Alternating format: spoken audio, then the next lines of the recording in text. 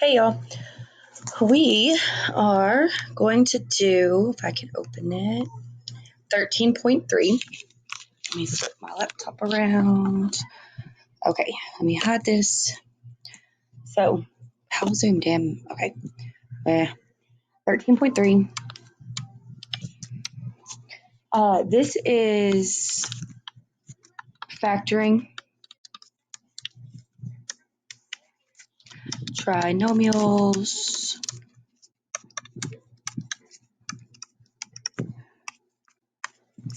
Ooh, I got it on there. Why did I say using? I don't even know why I did that. Factoring trinomials by grouping, right? Factor by grouping. Now in 13.2, right? 13.2, what we did was the AC method, which is why in 13.1 we learned the factor by grouping. In an AC method, you have a trinomial and there's nothing in common. So the only way that I could actually factor it, right, turn it into parentheses, because those are factors. These are factors. The only way I could factor a trinomial that has no common factors is to use the AC method. And so use the AC method. The last step of the AC method is going to be our factor by grouping steps. And so in 13.3, it's literally the exact same thing as 13.2, and it uses what we learned in 13.1. The only difference is our coefficients are going to be larger. I believe in 13.2, all of our leading coefficients were 1. And I think there may be a problem where we pulled out a GCF first and factored it, but the actual AC method that we did was being applied to trinomials with a leading coefficient of 1. For 13.3, they literally are going to give us pretty large numbers, quite honestly. And we're just going to follow the exact same steps. We're going to do the exact same stuff. The only difference is our factor trees may be a little bit longer because we're factoring like 3-digit numbers, stuff like that. But the steps don't change. Okay. So I did want to kind of write something right here. I feel like I'm super zoomed in, y'all. Like, gonna give me anxiety. Need to kind of, maybe if I'll make my pens a little bit smaller, it won't be so crazy. So, okay, how can I say this?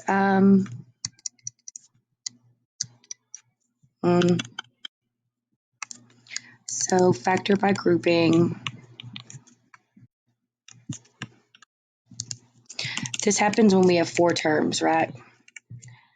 Now, the AC method, we use this when we have 3 terms, but more specifically, it needs to be in the form ax squared plus bx plus c.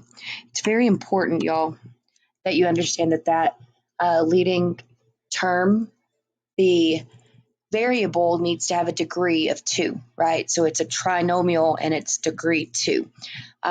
If you see a problem and the largest exponent is not squared, then that's kind of one hint that what you need to do is pull a GCF out of all of the terms, and then you can go ahead and factor by grouping. Let me see, 4 terms, then we can group them. I wrote that down. 3 terms must do AC method. And again, more specifically, it's in ax squared plus bx plus c form. Okay, so let's go ahead and let's just do a problem. So for this first problem, we have 10x squared, positive 19xy, and a negative 15y squared. So I noticed that this is a trinomial, and I know how to do the AC method. I just happen to have large numbers, okay? So that's really the only difference here. I'm still going to identify my A, my B, and my C. I'm still going to multiply my A times my C. I'm still going to factor that product, and I'm still going to find factors that combine together to give me B. Exact same steps, y'all, as 13.2, okay? So let's go ahead and do that. I know that my A is going to be the coefficient that's attached to the x squared, okay? It's just the coefficient, though, just the number, not the variables.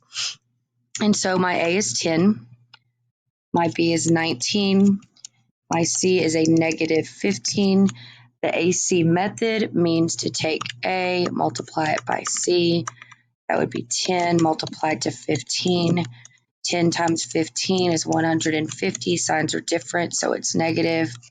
And you see how here we're not just factoring 5, 6, 7, 8, 9, 10, all the way up to 25, 36. Like there's actual 3-digit numbers here.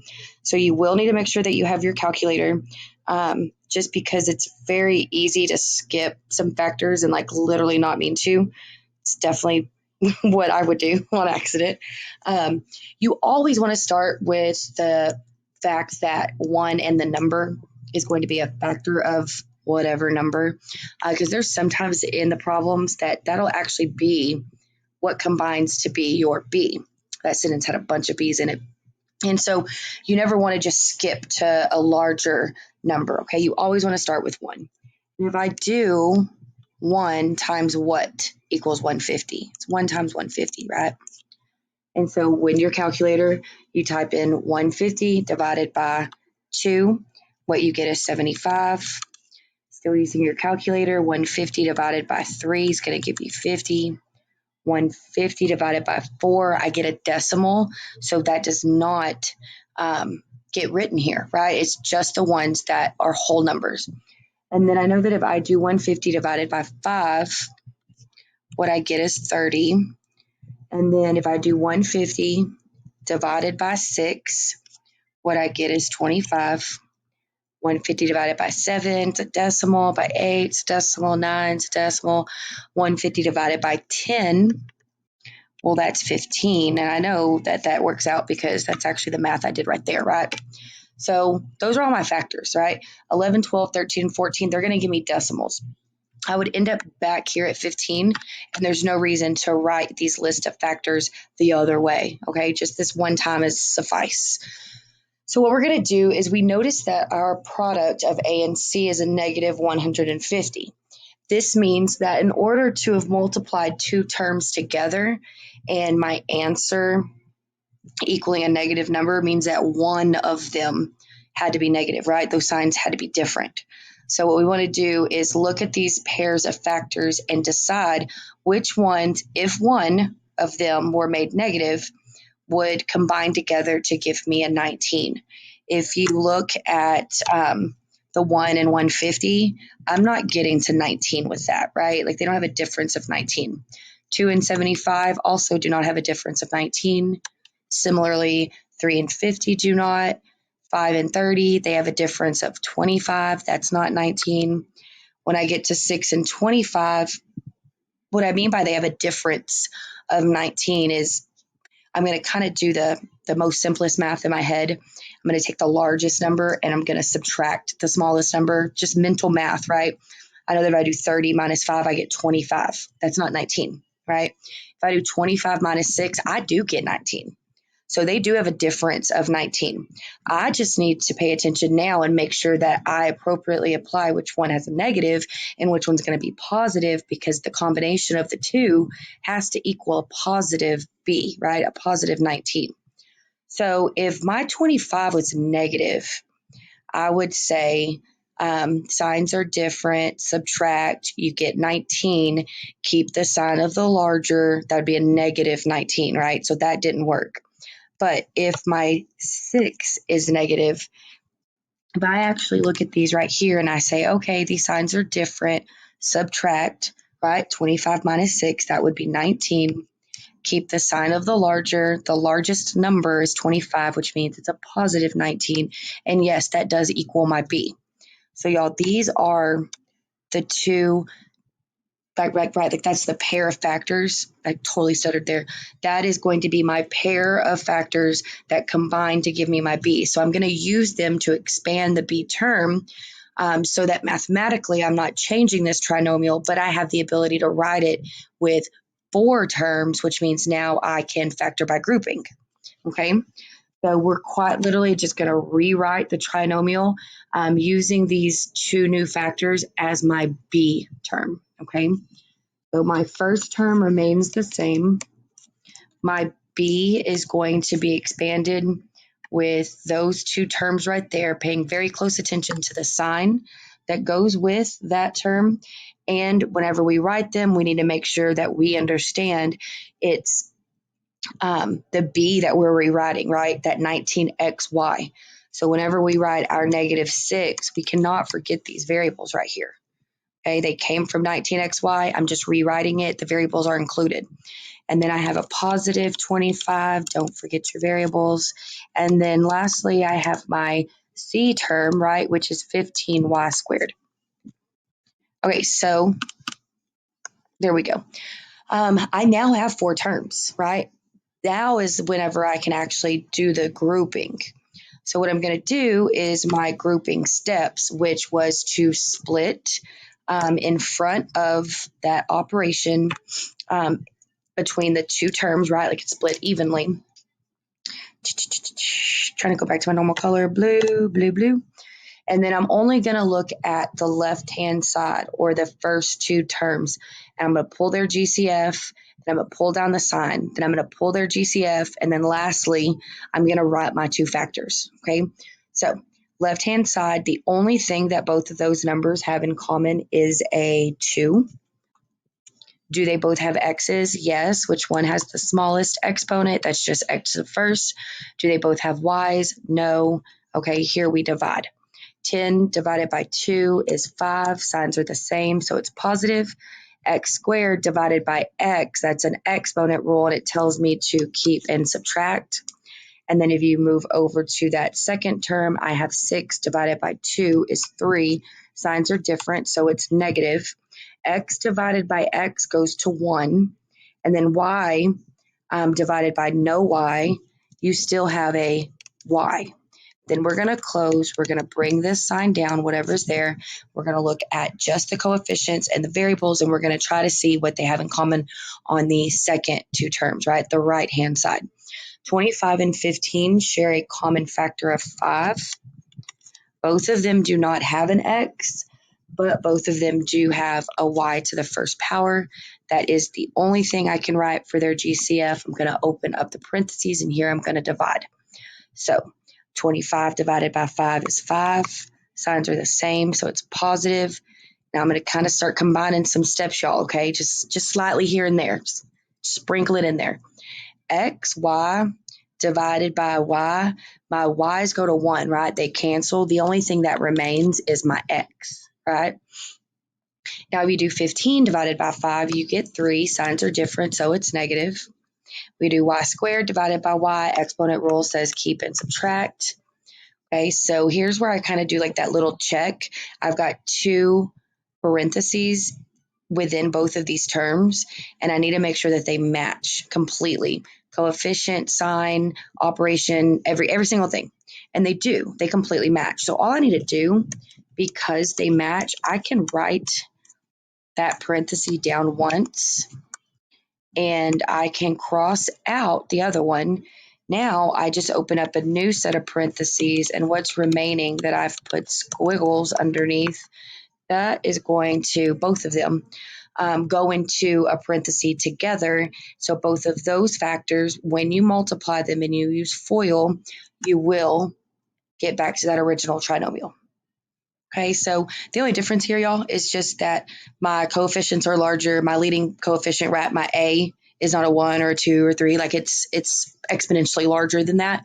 And so our factor tree changes and the numbers the numbers increase. Okay, so let's do the second example, which is 16x squared. We have a positive 16x, and we have a positive 3. Looking at this, if our directions simply say factor, nothing else, that doesn't tell you what to do, doesn't tell you the method to use, it just says factor. So you need to be able to look at this and go, okay, so that first one is an x squared. There's 3 of them. 3 doesn't divide 16, so I can't even pull a 3 out. Well, and 3 doesn't even have an x, so they actually don't really have anything in common. Because it told me to factor, which should tell me my answer is going to be sets of parentheses, right? Because it's squared, I'm going to have two sets of parentheses. But because it's telling me to factor and I can't pull something out of these three terms, I need to use a different method that I learned. And because it's a trinomial, what I can do is the AC method. So you just come over here to the side, my A equals 16, my B equals 16, my C equals 3. The AC method quite literally means to take A times C, which would be 16 times 3. 16 times 3 is 48. The signs are the same, which means by 48 is positive. And then what we're going to do is actually start factoring 48. Again, always use 1. I know that 48 divided by 1 is 48. Or said in a different way, 1 times 48 is 48, right? And then I know that if I do 2 and 24, I get 48. I know if I do 3 and 16, I get 48. And I know if I do 4 and 12, I get 48. Y'all, all I did was just typed in 48 divided by 2. I got a whole number. It gets written down. 48 divided by 3, whole number. It gets written down. Now, don't get me wrong. If you do automatically see, right, my B is positive, and I know a positive 4 and a positive 12 multiply to give me a positive 48, as well as combine to give me a positive 16, you can stop here. But for continuity, I would say to just go ahead and continue to the very last set of factors. If you do 48 divided by 5, you actually get a decimal. But if we do 48 divided by 6, I get 8. I stop there or I would end up looping around, right? So, like I said, 4 plus 12 would be 16, which is our B, which is what we wanted. So we're good there. Now let's expand that middle term and then factor by grouping. So I have 16x squared, expand this one. That's a positive 4, don't forget your variable, and a positive 12, don't forget your variable. Last term just gets brought down, split down the middle. Looking at the left-hand side, as far as the coefficient is concerned, the largest number that will equally divide both of them is 4. They do both share an x to the first power in common. That's it. Let's divide 16 divided by 4 is 4. X squared divided by x would be keep and subtract. And then right here, I have the exact same terms, right? Well, I've said multiple times, like, oh, x over x, it goes away, right? And so we didn't have to write it. And that's because it was multiplying something else. I've said things before about not having to write a 1, and there is times, there's actually more times than not that you can get away with not writing a 1. Here, I actually do have the exact same thing. I'm fixing to do division. My answer to the division problem has to be written inside of this parenthesis. I have to clearly show that I divided two terms by this GCF of 4x. So you do not just close it like, oh, they went away. Rest of your problem from this point on, completely wrong, no matter how correct your math is, okay? You actually need to 4 divided by 4 is 1. Signs are the same, so it's positive. X divided by x, oh, that goes to 1. Okay, so I've got what? 1 times 1, it's just 1. It's a placeholder. You have to write that plus 1 here, mainly because I'm going to do upside down little rainbows here, y'all. But if you go back and you FOIL this, I get here. And then if you do this, I get here, right? If you didn't put that placeholder, the number 1, right here, you would only get back to this, but you wouldn't even include this, which is why it would end up being wrong, okay? Okay, so next up right here is to bring down whatever sign you have. This is positive. 12 and 3, the largest number that divides both of those coefficients would be 3. They don't share a common variable, so here we divide. 12 divided by 3 is 4. Signs are the same, so it's positive. And then x divided by no x is still just x. 3 divided by 3 is 1. Signs are the same, so it's positive. Oh, look, there's not even a variable. Okay, so I know for a fact I need to write that 1. Here's our check. Do they match? Yes. All I need is one of them. Let's write what's left over inside of a set of parentheses together. that ends up being your final answer. If you went back to FOIL this, y'all, you will get back to 16x squared, positive 16x, and a positive 3. Okay, I have 2 more examples left, but because I don't want to wait for hours for videos to upload, I'm going to end this one here, and we'll do the last 2 examples in the next video. If y'all have questions, make sure y'all ask, okay? Thanks.